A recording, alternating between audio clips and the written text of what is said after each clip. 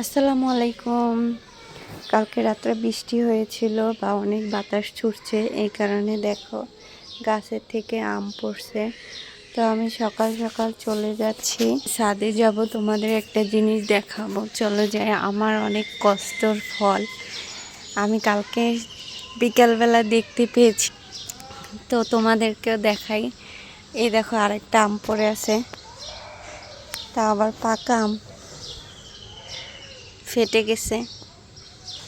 তো চলো যাই, যে তোমাদেরকে দেখাই, তারপরে তোমরা দেখো।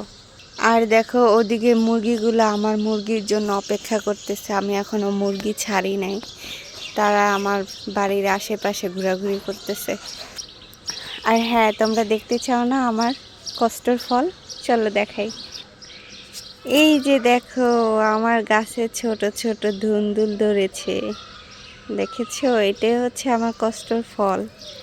প্রায় দীর্ঘ 1 মাসের কাছাকাছি, না 1 মাসের বেশি হবে আমার প্রত্যেক দিন একটু একটু করে কষ্টের ফল আমি দেখতে পেয়েছি। আলহামদুলিল্লাহ, আলহামদুলিল্লাহ। হয়তো বা অনেকের কাছে ব্যাপারটা খুবই নর্মালি লাগতে পারে, কিন্তু আমার কাছে খুবই খুবই কষ্টকর, আবার হচ্ছে আনন্দেরও বিষয়।